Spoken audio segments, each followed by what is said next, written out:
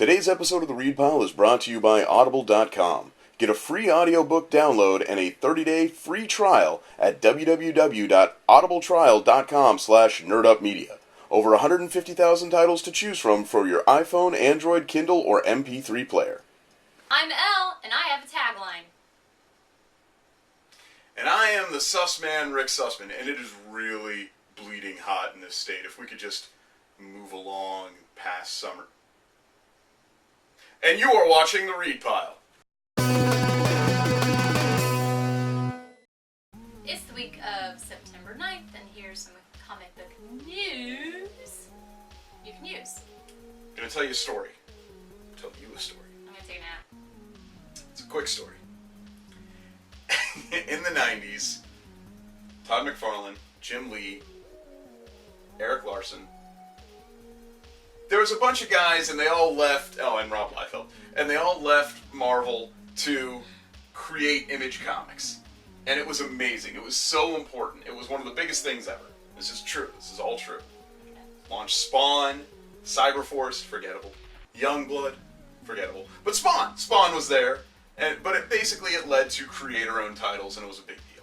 Well, we have just learned that friends of ours, Jimmy Palmiotti and Amanda Connor, along with my personal savior, Garth Ennis, and Brian Azzarello and others are starting their own company, or they're launching titles. I guess that would be better. They're giving launch titles to a new comic company called Aftershock. You love Jimmy and Amanda, as do I. You love Brian Azzarello because his one-on-one run on Wonder Woman was something you had never read before, and you were stunned with how great it was, were you not? And you know that I am definitely a devotee to the Church of Garth Ennis. It's true. His meetings are on Tuesdays. Let me know if you'd like to be a part of that. This is pretty cool. I don't know necessarily if the Aftershock books are going to be something that we can get. There's obviously tons and tons of comics that don't go through local comic shops. We will put them on our sub-list. Hopefully our shop can at least get us one or two of these titles. It's kind of interesting because all of these creators have sort of a crime noir sort of tie. You know, with Jimmy and Amanda, we've seen them do The Pro with Garth Ennis. We've also seen you review their books practically all the time at this point. Kind of cool, right? I think so. Now, are you a little interested maybe in seeing where, because they're a little hamstrung in DC, would you say, Jimmy and Amanda? Just a little bit. Maybe if they did some more freedom books, if you will, some books where they're not so tied down to continuity or lack of continuity, maybe PG-13 programming. Are you excited by that? Yeah, I mean, it's hard to say without knowing anything. Absolutely. I don't know anything, so well, that's to pretty much give what we know. An idea if I'm going to be excited or not. I mean, I like all the writers. That's cool, but that's really all I can say. I'm sure it will be good. I mean, I can't promise anything. I'm a very disappointing individual. Well, I mean, part of being the angry nerd girl doesn't mean that you have a lot of positive things to say. Sorry. I apologize for myself. Nobody's mad at you for not having an opinion. You're interested. You think it's cool. You're asking me questions. I got no answers. Well, this is a fine segue if there ever was one. Speaking of books written by Jimmy and Amanda, we have some comics to review, don't we? I got some. Let's do this. Time for comic book reviews. Starting with Outcast, issue 12. Alright, so issue 11, I was giving high hopes and was saying things like, I'm excited that there's going to be a TV show. I'm still excited that there's going to be a TV show, but this issue sucked. Because, once again, it was one of those issues where Kyle is saying, okay, I understand what I gotta do, but I don't believe in myself. And then the preacher's like, oh man, you need to step it up. And he prays and he's like, I just need a sign, Lord. I need to know that we're doing the right thing. And then blah blah blah, and yeah, alright. Well, we still didn't get any further with what's going on, and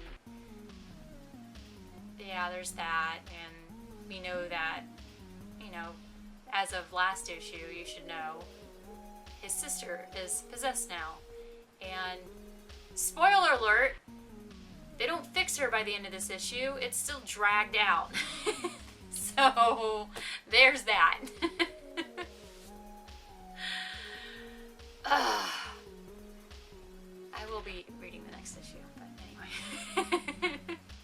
I don't know, I can't stop. It's really abusive. Next up, Harley Quinn. She's going on her road trip.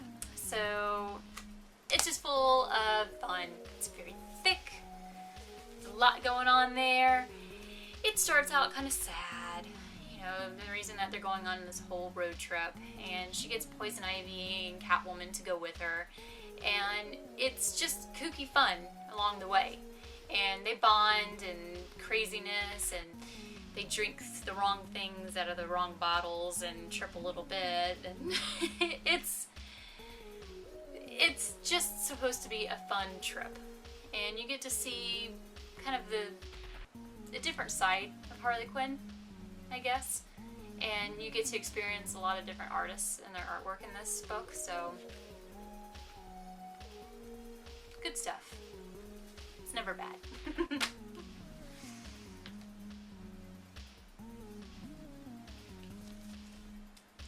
Starfire. We are in issue 4 now. Why did I say? I feel like we're a little bit further. Maybe because we're actually covering some stuff, and she kind of just dove in and included herself into the whole community and helping out. Speaking of, we get to continue with that whole thing, and the monster that came from the earth to destroy their community. So we get to take care of that. And the sheriff makes a good point. She's like, superheroes show up and reveal themselves, and now all these villains start showing up.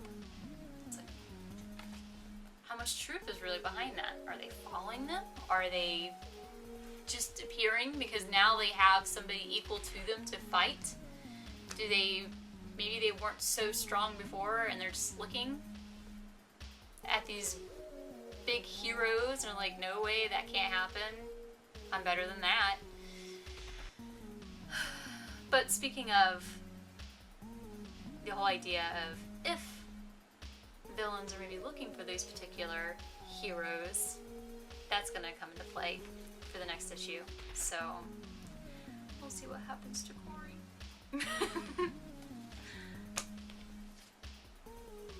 Da, da, da. Pick of the week. Batman!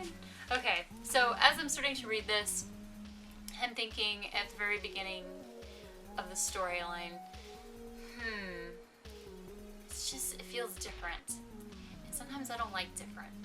And I was unsure of where the storyline was going.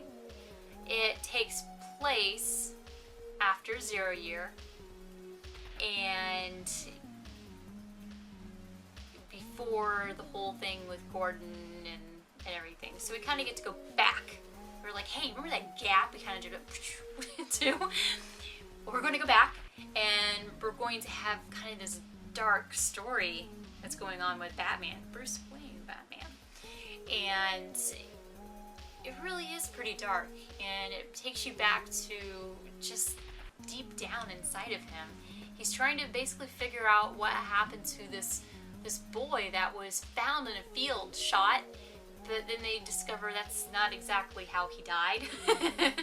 Yes, he was shot several times, but that's not even how he died.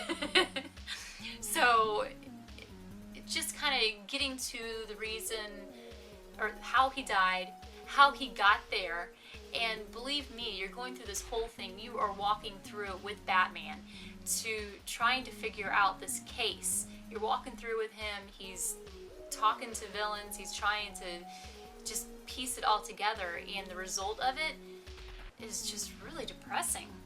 Not just for the reader, but if you try to think, if you read enough Batman and you kind of probably feel like you know how he thinks, you would understand he's gotta be so depressed about this. It's just him.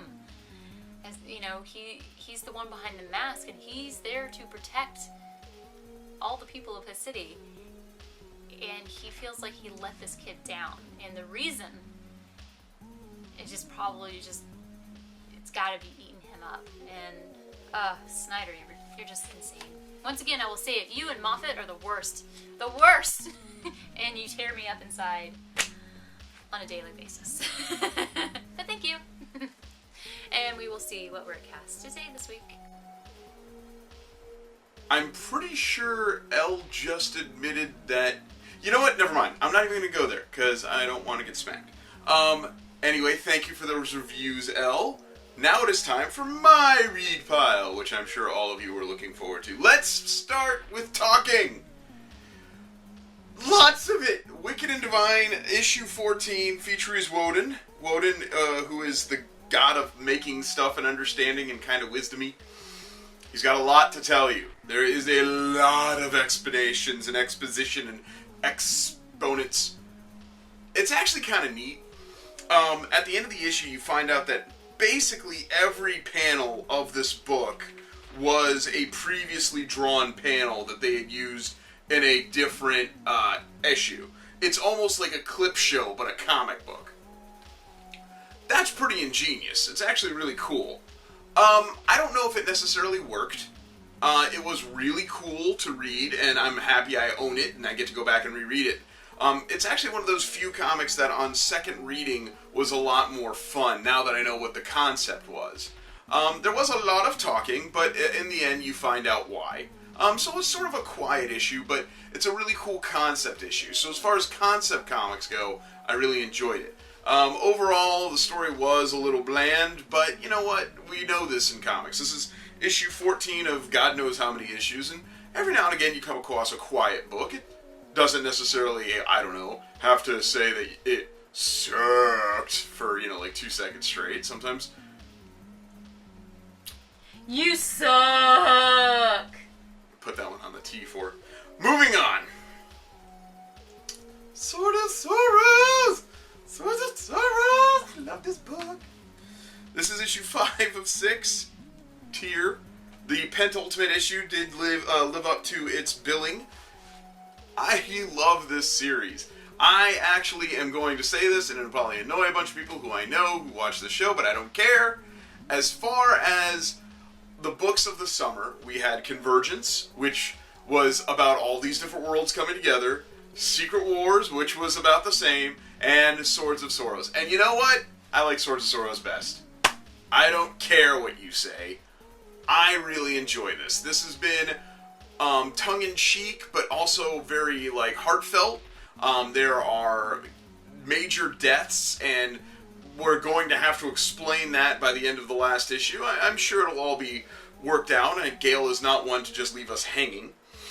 But I really enjoy Swords of Sorrows. I think in the end, by the time it's all said and done, it might not have the biggest impact that Convergence had, or the biggest change that Secret Wars is going to have. But you know what? I've read those other two series, and so far, Swords of Sorrow is blowing those other two away. Maybe I'm biased. I'm not going to say I'm not, because I am. But also, I'm liking the story a hell of a lot more than I'm liking Lord Doom Von Poopy Pants and all of his crazy incarnations of every other Marvel character ever. And I sure as hell liked this more than I did slightly bigger Brainiac who controls continuities instead of... I still don't know what You know what? I don't... If someone could explain to me what happened in Convergence, I would be excited to understand that. Doesn't matter, move it along. Valid. Let us move along. Mercury Heat. I like that, two of my Kieran Gillen books always debut on the same week. That's always fun. I get my Kieran fix. Kieran. I'll never say his name right. One day he'll explain it to me, because I don't understand how to speak English. I speak American. Mercury Heat, I was actually a little worried about. Issue 2 was a bit sticky, a bit slow. maybe even a little plotting. But that's okay because it was the car pulling back to be released in issue 3. Issue 3 was awesome. It was crazy cool sci-fi, biomechanic organisms, cyborgs, all kinds of fun, crazy stuff happening on Mercury, people getting their spines ripped out. Oh, so lovely. I greatly enjoyed Mercury Heat. I was worried it was going to be dropped from my read pile, but I should know to have faith and that it was very good. Now, I mentioned how much I like sci-fi and how much I like things that read like action flicks. You notice Mercury Heat didn't get my pick of the week this week. Before I do that, I want the world to know a quick secret about me. I am a Trekkie, born and raised. My mom raised me to be a Trekkie. Jean-Luc forever. Locutus. So when I found out about all this new crazy Star Wars stuff, I didn't care. Lo and behold, I needed an extra book this week because I only had 3, and if I don't review 4, Elle makes fun of me. So I decided to try a book this week, and it ended up being my pick of the week. Star Wars Shattered Empire. This is the proper title. Let me read you the proper title as it's up here now. Journey to Star Wars: The Force Awakens, Star Wars Shattered Empire, issue number 1 of 4. First and foremost, it is written by Greg Rucka, and I am a sucker for Greg Rucka books. It's true, though. I love Lazarus. I loved his Punisher run. I like Greg Rucka. He is a fabulous writer. And when I found out he was writing a Star Wars book and I needed an extra one to review, I couldn't help myself. This is a really cool book, though. It takes place after the Battle of Endor. It takes place at the end of Return of the Jedi. Well, you know how at the end of Return of the Jedi, everyone's like jumping around and celebrating because they defeated the Empire? They didn't defeat the Empire. They killed the Emperor and they blew up the second Death Star. There's still like a million other ships out there that are looking to take out the rebels. And this is where that picks up, and this is where we're going with the movies. It's a 4-issue miniseries. By the time this is over, the movie's going to debut. I am loving this. It's like an action flick. It's all about these new characters. It has barely anything to do with the previously established canon. We're adding to canon. What more do I need to do to tell you how much I love this? It was awesome, and it was easily my pick of the week. Thank you, Greg. For you, our loyal followers of The Read Pile, we have an awesome offer from Audible.com. Audible is offering a free audiobook download with a free 30-day trial to give you the opportunity to check out their awesome service. You can download some really great books like The Hobbit, the unabridged version from Tolkien. You can download Divergent, Lean In, lots of great stuff to check out. To download your free audiobook today, go to audibletrial.com/nerdupmedia. Again, that's audibletrial.com/nerdupmedia for your free audiobook. That's this week for the read pile. I don't know what's going on. It's like a song. I like singing in my. Okay, boots and cats, boots and cats, boots and cats, boots and cats, boots and cats, boots and cats, boots and cats, boots and cats. Whatever. All right, so something you can be excited about if you weren't excited about my boots and cats monologue there. September 26th. Only a couple weeks away. Do you know what that is? You should. It's been in every DC comic that you've read. It's Batman Day! Remember these? Remember these from last year? We're getting new ones. Maybe. But we know we're getting comics and we might even get a cape. This is true? Do you not know about this? Batman Day? I do know Batman Day. I didn't know that there was going to be swag. Oh, there's always swag. I don't know about you, but I'm going to be heading up to my local comic shoppery on the 26th because my shop is going to be giving away books. Apparently everybody's getting a free copy of Endgame #1, which is kind of lame because we already have Endgame #1, but it's a special Batman Day edition of Endgame #1. So if I show up with a fake mustache, you get two. and then I have a scarf, and maybe a hat, Why not just and wear then I your... run out and dye my hair, come back. Well, I was going to say, why not wear your, like... And then I can wear my hair like this as a hair stash. You're just obsessed with having mustaches. I just want a mustache. Have you been hanging out with Simon Gotch again? He won't let me hang out with him. He knows better.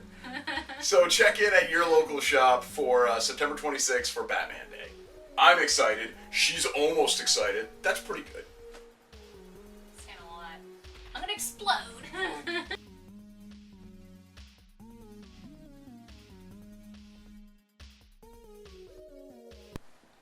Hey, Buster, do you like my stash? He's unimpressed.